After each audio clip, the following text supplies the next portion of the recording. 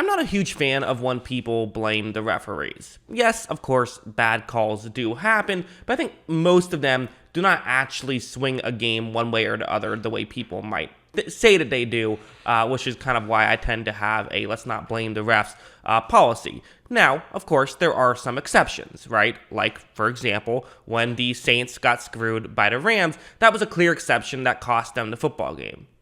Or was it?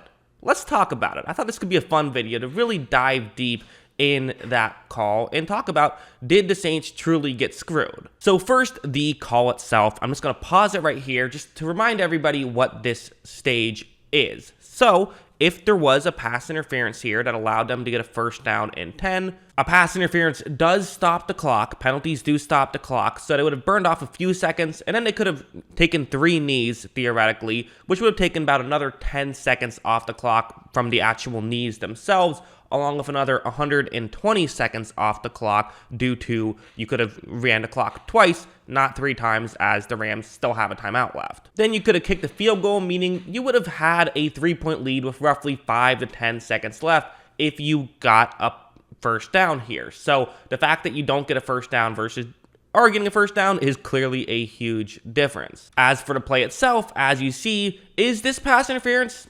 Like, yeah, clearly, this is absolutely pass interference. This angle does a great job of showing how Robbie Nickel-Coleman, the defender, clearly gets there before the ball does, is clearly not playing the ball, and has contact that is definitely what you would consider pass interference. This was one of those weird calls, not sure how it got called because it was so obvious. Even looking at the all-22 footage, you see that as this ball is thrown, contact is there, ball clearly not yet at where you can create contact. This is absolutely a penalty. So to answer the first question of was it really a penalty, not much of a question. The camera angle shows Sean Payton. Sean Payton very angry, and this time it's actually pretty justified. So case closed. The Saints got screwed. It is what it is. Let's move on. Rams were lucky to go to the Super Bowl. If Saints were there, maybe they beat the Patriots, maybe they don't.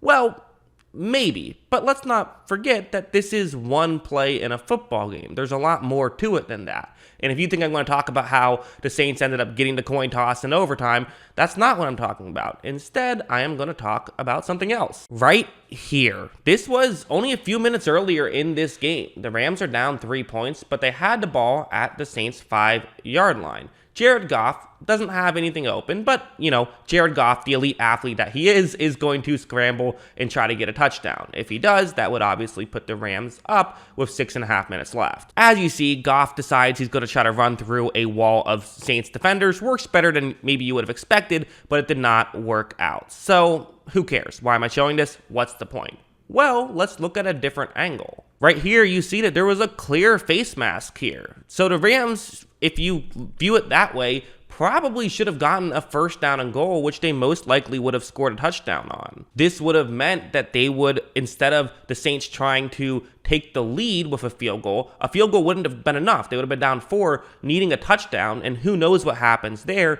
Even if the Saints get a touchdown, the Rams would have still had a chance to go down the field and kick a field goal, which we now know they did do. So the Rams did not get a touchdown on that drive. Remember, that was a second down. It led to a third down, which they would not be able to convert on. So they still had a chance to get a touchdown, but were not able to do so. They did not get the touchdown, instead just tied the football game. So, you know, you could very much look at it and say, hey, if that call was made correctly, which was a clear face mask, there's a good chance the Rams take the lead and probably win the game regardless. So who cares about the bad Saints call later on?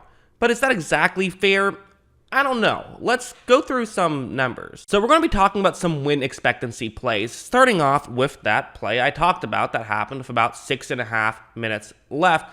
You look at win expectancy, that is going to be the number I have circled all the way on the right. That is the Saints win expectancy after each play. And so you see when they initially had a first down and 10, which it's not exactly the same because as it would have been had they gotten another first down just because the Rams have been closer, but it's pretty similar. The Saints win expectancy at that point was at 45%. So Rams had a 55% chance to win before that, you know, when it was first down and goal, whereas the Saints just a 45% chance to win. However, after 2 failed attempts to get the ball into the end zone, didn't actually help you that much. After the Jared Goff scramble, the percentage point only went up to 46% for the Saints. So while that felt really significant and the outcome ended up being pretty significant, at the time, the win expectancy hardly shifted because, hey, you did gain at least 3 yards. That helped you. And having one chance to get into the end zone and having 3 chances to get into the end zone that close doesn't change that much because your odds of getting into the end zone are just really high regardless, even for one play. Meanwhile, for the Saints' perspective, you see that when they were getting ready to kick the field goal, their win expectancy was at 72%. So that went from, again, not a 100% chance that the Saints would have won had the pass interference call been made, but probably like a 99% chance. Like the Rams would have had basically to pull off a Minneapolis Miracle, which, hey, the Saints gave up a Minneapolis Miracle the year before. It's possible, but it seemed highly unlikely. And the most likely, the Saints would have won. We'll say 99% chance, whereas only a 72% chance once that call wasn't made. That's definitely a bigger swing in point expectancy. Going over here, I said point expectancy, I meant win expectancy. Here is point expectancy. If you look at the actual value that they gained from each of these plays, the Rams gained 2.71 points from the Saints' bad call, whereas the Saints just gained 0.01 points from the missed face mask. So clearly the Saints still definitely benefited, the Rams definitely benefited from these two calls going the other way in a vacuum. So what do we do with all of this data? It's interesting because I actually believe that the most likely outcome, if every call is made correctly, is that the Rams win. I think that the Rams probably do win if that face mask gets called. I think they probably do end up getting into the end zone, and that means that they would be up 4 points. The Saints still might be able to come back and tie it, but I think that, again, as we know, the Rams were able to get a field goal drive with under 2 minutes left and only one timeout that forced overtime, and then they won in overtime. So the most likely outcome, I think, if every call is made correctly, is still the Rams win. But also, the call that affected the game way more was certainly the Saints call. So what is the final verdict here? The final verdict is that the Saints kind of got screwed, but also that's football. That happens. You sometimes kind of get screwed. It's a fluky sport, and I don't think you can fully sit here and say, we got screwed, that's why we lost. In fact, if you want to look at win expectancy, the D Ford offsides play that happened in that game had a bigger swing in win expectancy than this, missed call. Now, D Ford was offsides, but that's a very lucky play that happened to Tom Brady and the Patriots, right? They were lucky in the fact that D Ford was lined up offsides, and that, on a play that was an interception, it negated the interception. They would go on to win the game. That's a much bigger swing than even what the swing was for the pass interference no call, because again, it did not give the Rams the victory. All it did was open the door and gave the Rams a 28% chance to win, which they would then go on to win. Similar to the D Ford thing, didn't win the game for the Patriots, gave them a chance to win, which they would go on to win. So, long story short, this was just an interesting thing I was curious in looking at. I'm sure you guys were hopefully curious at this as well. Did the Saints get screwed? Sure.